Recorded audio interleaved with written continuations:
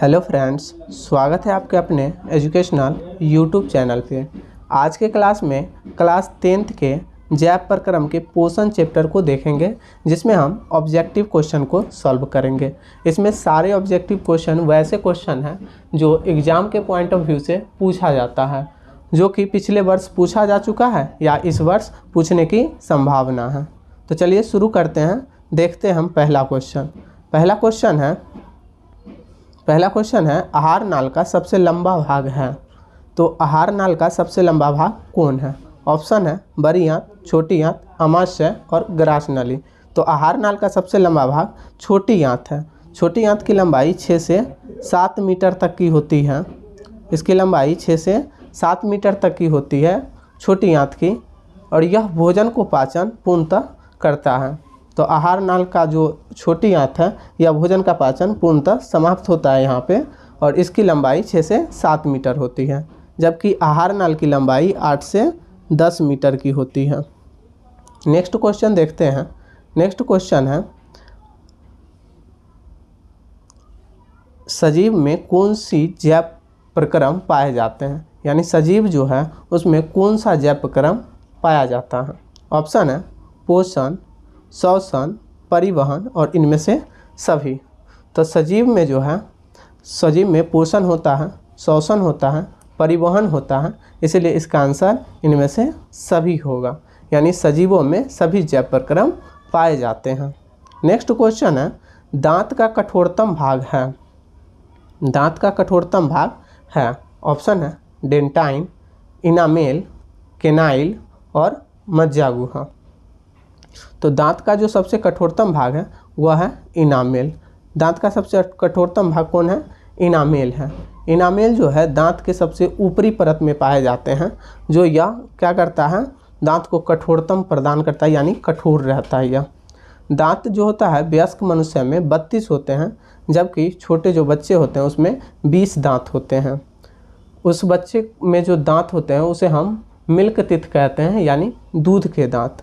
दांत 3 प्रकार के होते हैं, यानी एक दांत जो होता है बना हुआ या 3 भागों में बटा होता है। ऊपर वाले को हम शीर्ष बोलते हैं या सिर बोलते हैं या क्राउन कहते हैं, बीच वाले को हम ग्रीवा कहते हैं, और लास्ट में जो होता है दांत के भाग जो मज्जा से फंसा रहता है उसे हम कहते हैं रूट। तो अब हम नेक्स्ट क्वेश्चन देखते हैं। नेक्स्ट क्वेश्चन है क्लोरोफिल का रंग, क्लोरोफिल वर्णक जो होता है उसका रंग होता है। ऑप्शन है लाल, काला, हरा, पीला। तो क्लोरोफिल वर्णक जो होते हैं उसका रंग हरा होता है। क्लोरोफिल वर्णक जो होता है उसका रंग कैसा होता है? हरा होता है। क्लोरोफिल में मैग्नीशियम पाया जाता है। क्लोरोफिल में जो पत्तियां हम देखते हैं, पत्तियां जो हरा होता है, यह क्लोरोफिल वर्णक के कारण ही पेड़ पौधों में पत्तियां हरा होता है। अब हम नेक्स्ट क्वेश्चन देखते हैं कवक में कौन सी विधि है। तो ऑप्शन है सौपोषी, मृतजीवी, संभोजी और इनमें से कोई नहीं। तो कवक में जो पोषण होती है वह मृतजीवी पोषण होता है, क्योंकि कवक जो होता है यह अपना भोजन मृत जीवों से या मृत पेड़ पौधे से प्राप्त करते हैं, इसीलिए कवक में पोषण जो होता है वह मृतजीवी पोषण होता है।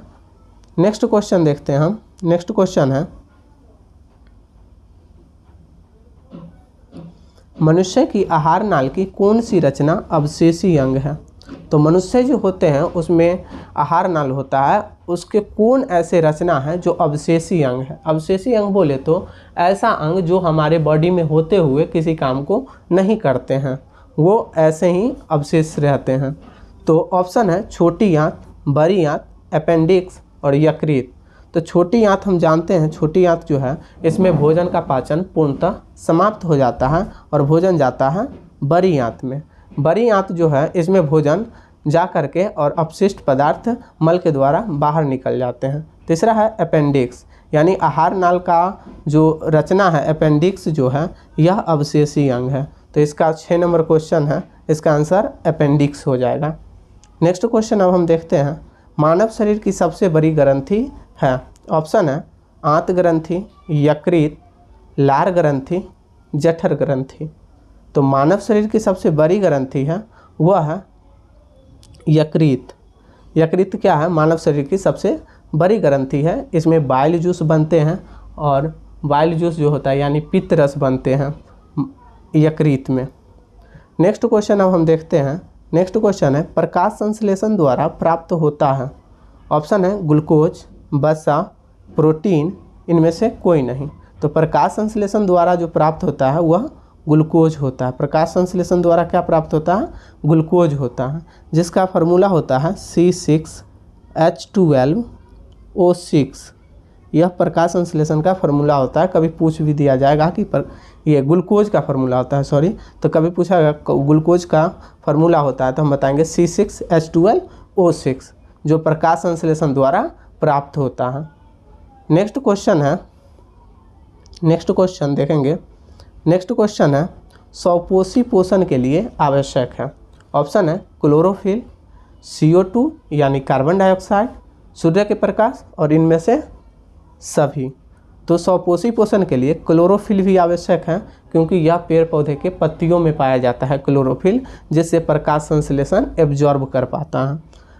उसके बाद है CO2 यानी कार्बन डाइऑक्साइड। कार्बन डाइऑक्साइड हमारे वातावरण में होते हैं जो स्वपोषी पोषण के लिए आवश्यक होता है। नेक्स्ट है सूर्य के प्रकाश और उसके बाद है इनमें से सभी। तो स्वपोषी पोषण के लिए क्लोरोफिल, कार्बन डाइऑक्साइड और सूर्य के प्रकाश जरूरी है, आवश्यक है, इसीलिए इसका आंसर हो जाएगा इनमें से सभी, यानी स्वपोषी पोषण के लिए इनमें से सभी पदार्थ जो है आवश्यक है। नेक्स्ट क्वेश्चन हम देखते हैं। नेक्स्ट क्वेश्चन है मनुष्य में पाचन की क्रिया कहाँ से शुरू होता है? तो मनुष्य जो होता है उसमें पाचन की क्रिया कहाँ से शुरू होती है? ऑप्शन है मुख गुहा, छोटी आंत, आमाशय, बड़ी आंत। तो मनुष्य में पाचन की क्रिया जो होती है वह मुख से शुरू होता है। मनुष्य में पाचन की क्रिया कहाँ शुरू होती है? मुख से शुरू होती है। यहाँ से हम भोजन करना प्रारंभ करते हैं और यहीं से भोजन का पाचन होना शुरू हो जाता है, लेकिन पूरा भोजन का पाचन यहाँ पे नहीं हो पाता है। कुछ भोजन जो होते हैं आमाशय में जा कर के, छोटी आंत में जा कर के भोजन का पाचन होता है। तो मुख जो होता है इसमें 3 जोड़ी लार ग्रंथि पाई जाती हैं, जिससे कारण यहाँ से लार निकलता है और लार जो है भोजन से मिल करके भोजन का पाचन करता है। तो इसका सही आंसर हो जाएगा मुख, यानी मुख से भोजन का पाचन प्रारंभ हो जाता है, शुरू हो जाता है। नेक्स्ट क्वेश्चन है निम्नलिखित में से किसी कोशिका का ऊर्जा मुद्रा के रूप में जाना जाता है? ऑप्शन है ATP, ADP, PDA, DTP। तो इसका आंसर हो जाएगा ATP यानी एडिनोसिन ट्राइफॉस्फेट। ATP का फुल फॉर्म होता है एडिनोसिन ट्राइफॉस्फेट। इसमें 3 फॉस्फेट होते हैं, इसीलिए ATP कहते हैं। T का मतलब ट्राई होता है और यहाँ ADP है यानी एडिनोसिन डाइफॉस्फेट। तो इसका सही आंसर हो जाएगा ATP। अब हम नेक्स्ट क्वेश्चन देखते हैं। नेक्स्ट क्वेश्चन है इनमें से कौन सा एंजाइम पेप्टोन और पेप्टाइड को एमिनो अम्ल में बदल देता है? तो ऑप्शन है पेप्टाइडेज, माल्टोज, लैक्टोज और इनमें से कोई नहीं। तो पेप्टोन और पेप्टाइड को एमिनो अम्ल में बदलता है वह है पेप्टाइडेज। आप देख रहे हैं कि पेप्टोन शब्द और पेप्टाइड शब्द जो है पेप्टोन शब्द और पेप्टाइडेज शब्द, पेप्टाइन शब्द जो है दोनों पेप्टाइडेज शब्द से मिलता है। यानी आप इसका आंसर ऐसे भी याद कर सकते हैं कि पेप्टोन और पेप्टाइड जो है एमिनो अम्ल में बदलता है वह है पेप्टाइडेज। नेक्स्ट क्वेश्चन यकृत से निम्न में से कौन सा रस निकलता है? ऑप्शन है लार रस, जो यह लार ग्रंथियों के माध्यम से मुंह में निकलता है, मुख में होता है यह लार रस। 3 जोड़ी लार ग्रंथि पाई जाती है इसमें। नेक्स्ट है जठर रस, यह जो है पेट में पाया जाता है यानी आमाशय में पाया जाता है। उसके बाद है पित्त रस। पित्त रस जो है यकृत में से निकलता है, इसीलिए इसका सही आंसर हो जाएगा पित्त रस। अब हम नेक्स्ट क्वेश्चन देखते हैं। नेक्स्ट क्वेश्चन है इनमें से कौन सा एंजाइम लैक्टोज को ग्लूकोज एवं गैलेक्टोज में बदल देता है? ऑप्शन है माल्टोज, लैक्टोज, पेप्टाइडेज, इनमें से कोई नहीं। तो लैक्टोज जो है उसको ग्लूकोज एवं गैलेक्टोज में लैक्टोज ही बदलता है, इसीलिए इसका आंसर हो जाएगा लैक्टोज। नेक्स्ट क्वेश्चन है अमीबा अपना भोजन पकड़ता है। अमीबा जो है अपना भोजन कैसे पकड़ता है? ऑप्शन है लाइसोसोम द्वारा, कुटपाद द्वारा, ए एवं बी दोनों द्वारा। यानी लाइसोसोम और कुटपाद दोनों के द्वारा यह भोजन को पकड़ता है। और चौथा ऑप्शन है इनमें से कोई नहीं। तो अमीबा जो है यह अपना भोजन कुटपाद के द्वारा पकड़ता है। अमीबा जो होता है यह एक कोशिकीय जीव होता है जिसका आकार निश्चित नहीं होता है। यानी अमीबा जो होता है इसका आकार निश्चित नहीं होता है। यह कुटपाद के द्वारा भोजन को ग्रहण करता है। कुटपाद क्या होता है? तो यह उंगली जैसी संरचना बना करके भोजन को अपने शरीर में ले जाता है, यानी अंतर्ग्रहण करता है। इसे हम कुटपाद कहते हैं। तो अपना भोजन जो है अमीबा कुटपाद के द्वारा ग्रहण करता है। नेक्स्ट क्वेश्चन है,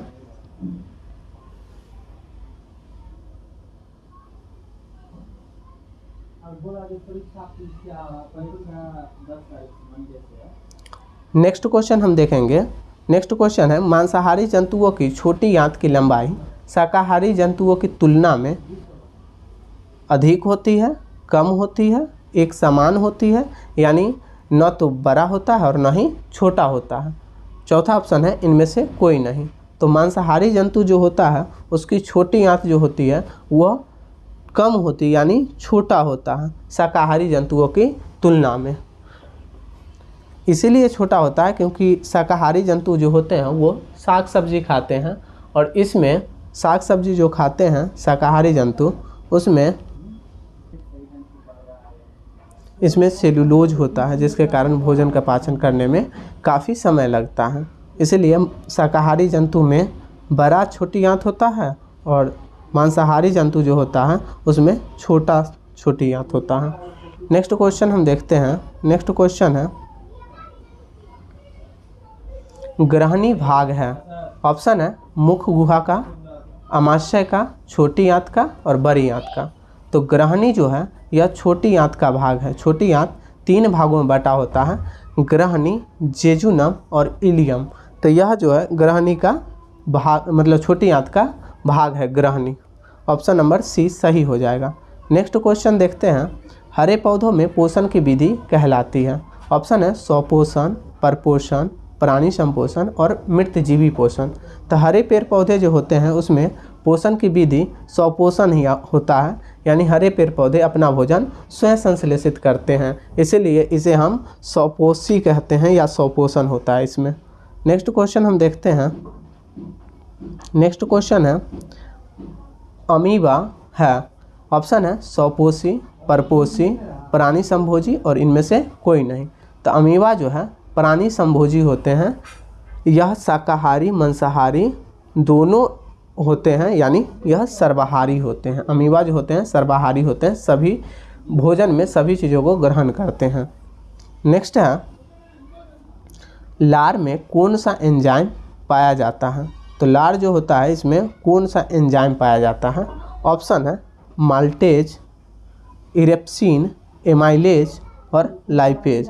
तो लार में 3 जोड़ी लार जो होता है, यानी मुख जो होता है उसमें 3 जोड़ी लार ग्रंथि पाई जाती है, जिसमें से इसका आंसर हो जाएगा जो एंजाइम पाया जाता है वह एमाइलेज एंजाइम पाया जाता है। तो लार में कौन सा एंजाइम पाया जाता है? एमाइलेज एंजाइम पाया जाता है। नेक्स्ट क्वेश्चन हम देखते हैं। नेक्स्ट क्वेश्चन है किस पाचक रस के प्रभाव से अमाशय में दूध, यानी थक्का होगा यहाँ पे, दूध थक्का सा जम जाता है? ऑप्शन है टाइलिन, रेनिन, पेप्सिन और एमाइलेज। तो इसमें जो है इसका आंसर हो जाएगा रेनिन, यानी ये जो है अमाशय में दूध का थक्का होना रेनिन के कारण संभव हो पाता है। नेक्स्ट क्वेश्चन, छोटी आंत में भोजन का पाचन निम्नलिखित में से किस रस की भूमिका होती है? यानी छोटी आंत में भोजन का पाचन जो होता है वो किस रस के कारण इसका भोजन का पाचन होता है? ऑप्शन है पित्त रस, अग्न्याशयी रस, आंत रस, इनमें से सभी। तो छोटी आंत जो होता है उसमें पित्त रस जाता है, साथ ही साथ अग्न्याशयी रस जाता है, यानी पित्त रस कहाँ से जाता है? यकृत से, लीवर से होकर के। अग्न्याशयी रस अग्नाशय से होकर के आंत रस आंत में रहता है। इसी के कारण इनमें से इसका आंसर इनमें से सभी हो जाएगा, यानी छोटी आंत में भोजन का पाचन जो होता है वह पित्त रस, अग्न्याशयी रस और आंत रस तीनों की भूमिका होती है। नेक्स्ट क्वेश्चन है नेक्स्ट क्वेश्चन हम देखेंगे। नेक्स्ट क्वेश्चन है, इनमें से कौन प्रकाश संश्लेषी अंगक है? ऑप्शन है पत्ती, हरित लवक, ग्राना, एस्टोमा। तो प्रकाश संश्लेषी अंगक है वह है हरित लवक। इसका आंसर हो जाएगा option number B. Next question हम देखते हैं 24 नंबर क्वेश्चन। 24 नंबर क्वेश्चन में कहता है कि निम्नलिखित में से कौन मनुष्य के मुख गुहा में पाई जाने वाली लार ग्रंथि नहीं है? ऑप्शन है पैरोटिड, सबमेंडिबुलर, ब्रूनर्स और सबलिंगुअल। तो इसका सही आंसर हो जाएगा ब्रूनर्स। और क्वेश्चन ये रहेगा कि निम्नलिखित में से कौन मनुष्य के मुख गुहा में पाए जाने वाली लार ग्रंथि है? नहीं हटा रहेगा तो हम बोलेंगे पैरोटिड, सबमेंडिबुलर और सबलिंगुअल। तो यहाँ से दो दो क्वेश्चन क्लियर हो जाता है कि मनुष्य के मुख गुहा में पाए जाने वाली लार ग्रंथि कौन कौन है। तो हम बता देंगे इन तीनों का नाम। अगर पूछेगा नहीं कौन है तो इन तीनों के अलावा जो ऑप्शन होगा उसको हम सही कर लेंगे। नेक्स्ट क्वेश्चन अब हम देखते हैं। नेक्स्ट क्वेश्चन है, कोशिकीय ईंधन कहा जाता है। तो कोशिकीय ईंधन किसे कहा जाता है? ऑप्शन है वसा को, प्रोटीन को, ग्लूकोज को, इनमें से कोई नहीं। तो कोशिकीय ईंधन जो है वो हम ग्लूकोज को कहते हैं, जिसका फार्मूला C6H12O6 होता है।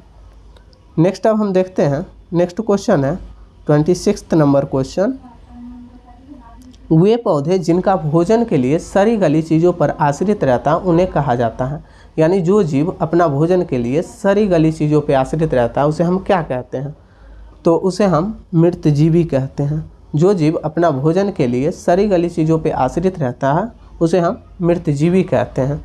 मृतजीवी जो होता है वो अपना भोजन के लिए सड़ी गली चीज़ों पे आश्रित रहता है। तो इसका सही आंसर हो जाएगा मृतजीवी।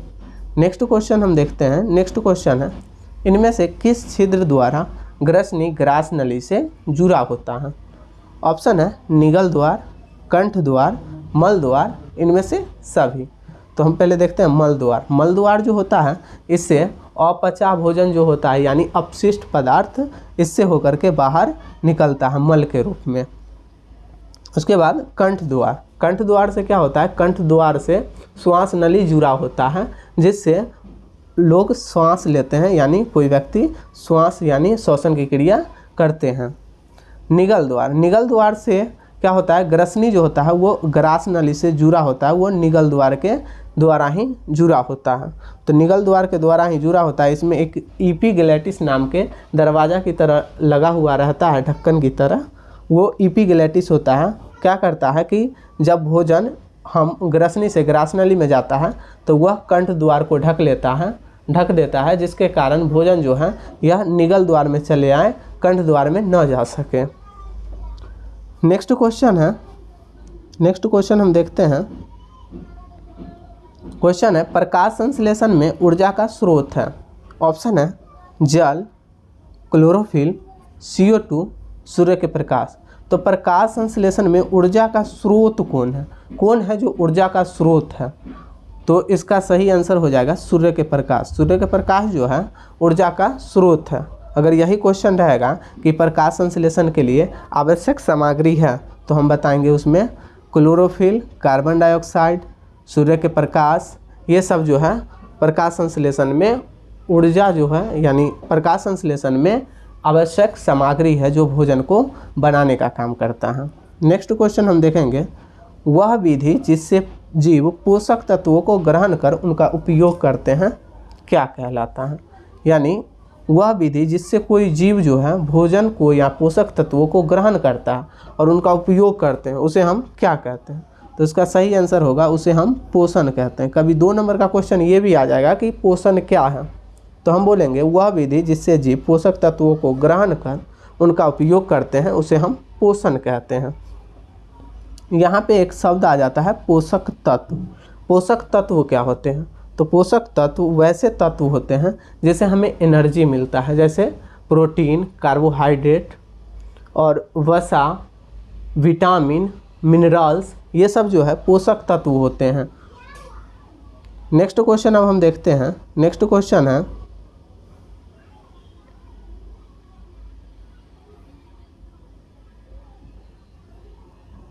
नेक्स्ट क्वेश्चन है छोटी आंत की लंबाई होती है? ऑप्शन है 6 से 7 मीटर, 8 से 12 यानी 10 से 12 मीटर, 8 से 10 मीटर, 2 से 4 मीटर। तो छोटी आंत की लंबाई कितनी होती है? तो छोटी आंत की लंबाई 6 से 7 मीटर होती है, जो कि पहला क्वेश्चन में ही हम बता दिए थे। छोटी आंत की लंबाई कितनी होती है? 6 से 7 मीटर होती है। आप ये सोच रहे होंगे कि छोटी आंत की लंबाई यदि 6 से 7 मीटर है तो हमारा बॉडी भी उतना बड़ा नहीं है, फिर भी ये एडजस्ट कैसे रहता है हमारे पेट में ही, यानी हमारे शरीर में ही कैसे रहता है? तो यह क्वाइल नुमा संरचना बना करके हमारे बॉडी में व्यवस्थित रहता है, जिसके कारण यह छोटी आंत जो है यह व्यवस्थित हो पाता है हमारे बॉडी में। तो इसकी लंबाई 6 से 7 मीटर होती है। यहाँ छोटी आंत जो होता है, यहाँ भोजन का पाचन पूर्णतः समाप्त हो जाता है और इसके बाद भोजन जो है बड़ी आंत में जाता है। बड़ी आंत के बाद भोजन जो है मल के रूप में बाहर निकल जाते हैं। आपको ये वीडियो कैसा लगा आप ज़रूर बताएं। वीडियो देखने के लिए धन्यवाद।